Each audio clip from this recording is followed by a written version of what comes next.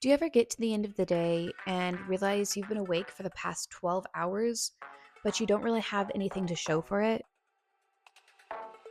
Like, you don't know how to answer your friend when they ask, "What did you do today?"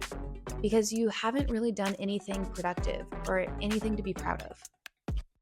Believe it or not, this video was inspired by that very feeling.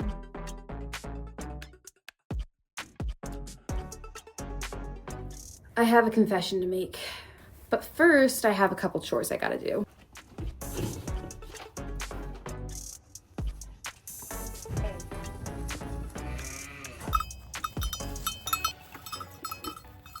Confession time!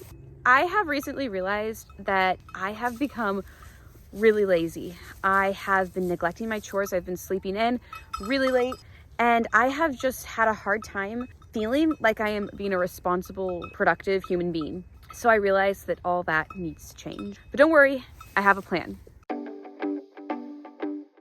Okay, hear me out. Here's my plan. So, I recently discovered this idea called the 2190 rule, where basically people think that it takes 21 days to create a habit and 90 days to make that habit a lifestyle. I don't know if this is true, but I wanted to give it a shot. So, I documented the past 21 days of my life trying to create the habit of waking up at 5:30 and being more productive. The end of this video gets kind of crazy, so stick around if you want to find out what happens.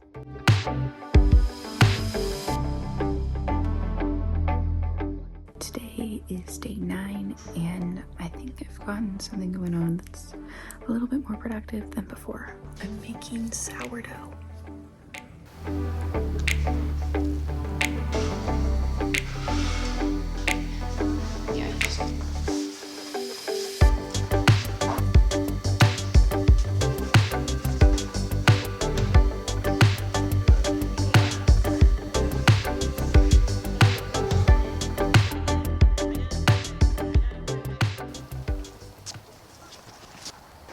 So let's talk about a couple of things I have learned in the past 10 days. The first thing I've learned is that it's not about waking up early, having those extra like 3 to 4 hours a day. It's still hard to be productive.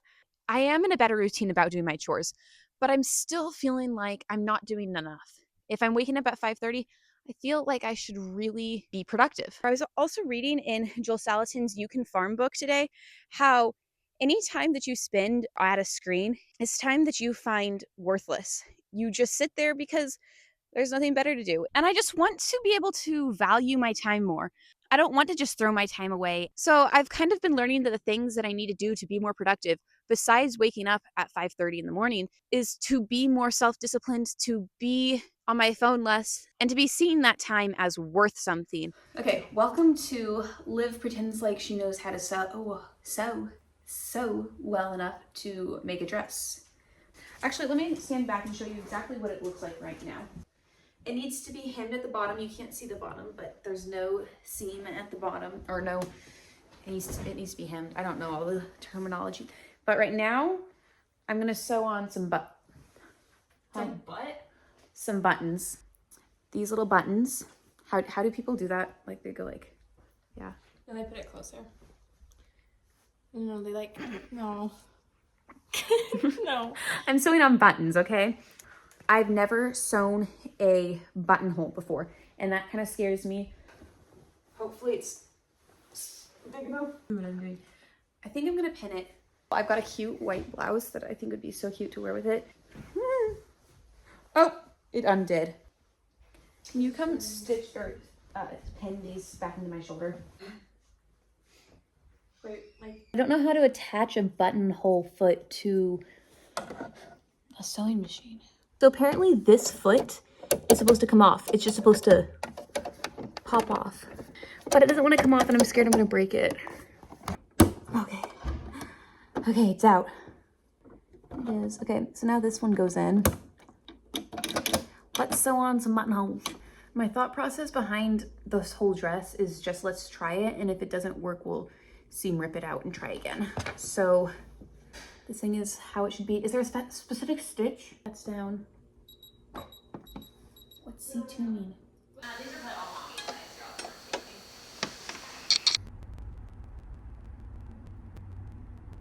So I'm at a train stop, or at a train track, waiting for a train to pass, and I am so excited right now. So I am the second oldest of 39 grandkids on my dad's side of the family. And the oldest, he has been my best bud like my whole life. And he is proposing to his girlfriend here in like a couple minutes, and he asked me to be there. So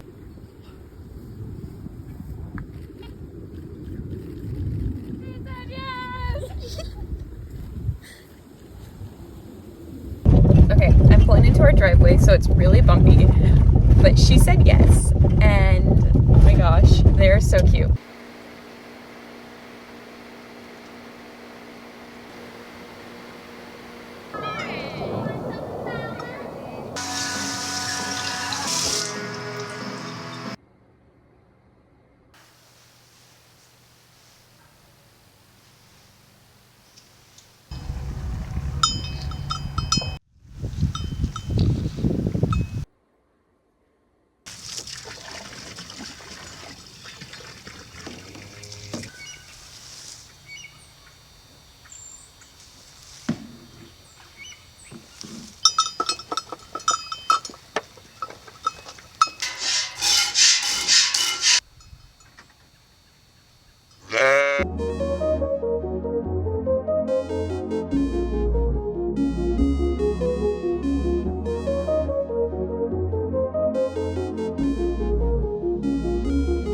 What if we walked him in there first and then called the sheep in and just left everybody else as is? We could try. So we have to move the beef cows, which have been hidden down here, over here, okay? If the bull sees them, he's gonna jump the fence. So we have to move the bull in with them. But in order to move him in with them, we have to go, so this is the field that the bull's in now. We're gonna move him into the sheep's field, and then from the sheep's field into the cow's field. What if we go ahead and let the sheep in and let them all chill out, and then come back to get him? This next part might get really stressful. He thinks that he's bigger. I know. We got Belle. They're really cute. But it's Winnie we really have to worry about. She's a little punk. I just noticed that one of the ewes that I thought looked really pregnant, her tail looks really messy and she doesn't look as pregnant anymore. And I'm scared that she might have delivered and lost the lamb. So we're checking real quick while the bull gets settled down with the other, with the sheep. Good news, didn't see any lamb, so hopefully that just means she's getting ready to lamb. Do you need my help? No.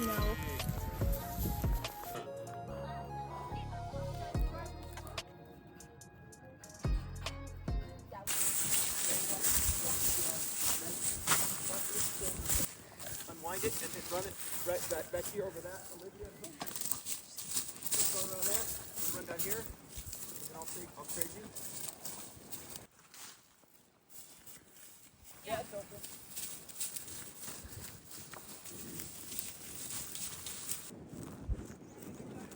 Oh, it is so cold. They are over there trying to get the bull to come this way. The cows are all the way, whoa.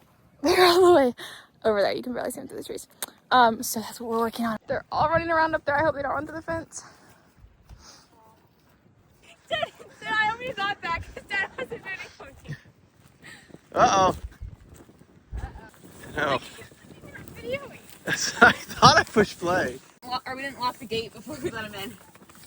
What are you doing in there, mister? Oh, yeah. Oh, yeah. That's gonna look really weird. It's pretty boring. What? This is behind the scenes and you guys are acting pretty boring. What? I'm guessing it's squirrel poop. Why is that one holiday? You're literally missing. I don't like squirrel poop. Trust me. I am right here. I can be helpful. She's independent. Alright. So Taylor, you're on camera. Are you cold?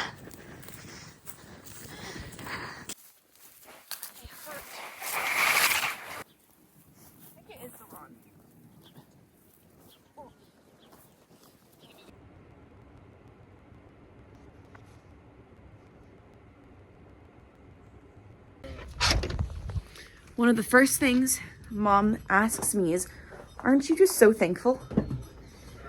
And I didn't know exactly what she meant by that, but I was like, yeah, I'm so thankful. But for what? And she just like pointed outside through the windows.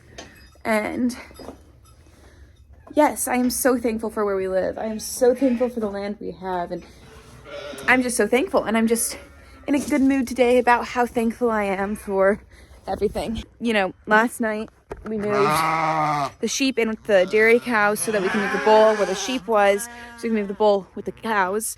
So we got to put a rope on him, put his mom in the corral, move the sheep back to where they belong, and then milk. All right, sheep, hold on. Hold on, through here. Come on.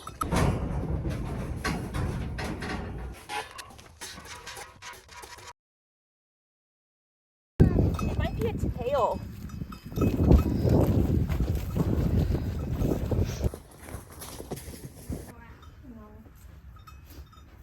Let's go see a doctor.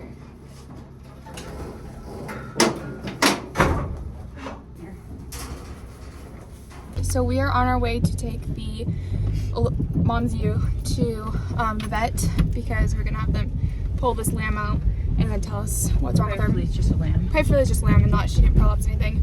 I'm pretty sure it's just lamb. And then they'll maybe give her an antibiotic and then they can tell us if this is an abortion and if it's contagious or not. Well, we're at the vet waiting for the doctors to come in. All right, I just got home. They were able to get the lamb out. It was just like an underdeveloped lamb. They don't know why she aborted, but he said that she should be fine to go back in with the flock tomorrow morning. Good girl.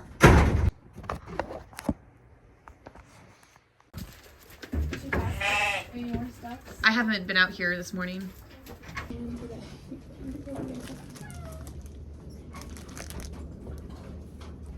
Yeah, it looks like she hasn't passed it. It looks like a placenta or something right there. Girl. Good girl. I think it's just what's it called?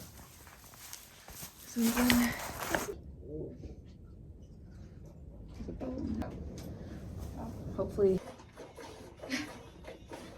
Sila's milking. I just gave this girlie some raspberry leaves in her feed, in hopes to help clean things up. Providence can see the beef cows through the window. What's out that window? So I just came out to check on Helen, the ewe, and the stuff is coming out, so that's really encouraging. I was really worried, but let's see if she'll let us get a video of what's going on. Just warning, there's going to be some afterbirth. Helen, can you turn around? So while that looks really weird, I think it's pretty normal because I don't remember it hanging out like that, but I do have a picture of one of my favorite dairy ewe, and she laid down and it just kind of came out like that. I'm using my hands, but you can't see my hands. It just kind of came out. So, and I remember it looking like that, like kind of like a string of kidney beans. But yeah, I'm pretty sure we're good. Once she passes that, we'll feel a lot more comfortable about letting her in with the rest of the flock. The vet said that if it is something contagious, there's nothing you can do to stop it. And we just rather keep her away from them as long as possible in case it is contagious, and maybe we could prevent it. I'm praying it's just a freak accident and that everybody else will be fine. We'll see what happens.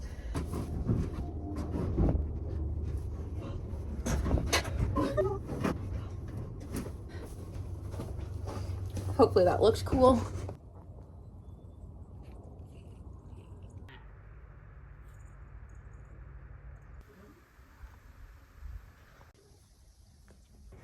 So you know those moments when you are seasoning a cast iron skillet and you've got your lard that a friend rendered for you, and then somebody decides to stick their head in the jar of lard and you're like, how am I going to use this now because I can't eat with it?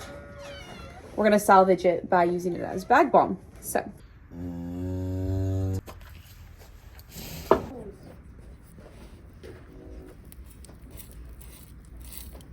of course my storage went full as soon as we go to get her out. So hi lady. Where are you, Helen? There she is. She's happy to be back. Okay, ending this video off strong. Sayla normally does the cow stuff, but today she's at work and Dad is going to put 3 or 4 hay bales out in the field with the cows, but then we're putting hot wire around them so that, I hope this fence is, or this is off. Yeah. This weekend when it gets really, really cold, they're not without food because the tractor won't start because, you know, you've heard about that.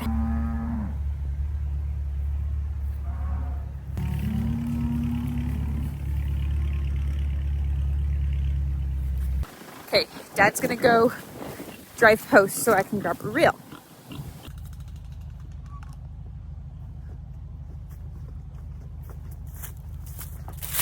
Yeah, this should have been done the day we moved them, but it was cold and it was getting dark, so we're just gonna pretend like that's a good excuse. After 21 days of waking up at 5:30, I think my biggest takeaway is that it's not about the time you wake up that makes you productive. It's about how driven you are. Just because I don't wake up early doesn't mean I get things done. If you made it to this point in the video, thank you. Because honestly, making this video was one of the biggest drives for me to get up so early and to strive to be as productive as possible. Even though I don't think I formed a habit in the past 21 days, I think I definitely started something, and I will continue to be waking up at 5:30 every morning. So if you're up at 5:30, leave a comment because I'll be awake to respond. If I fall and die, whoops. To the point. Calf stalking. So it is. I'm scared he's gonna eat me. No,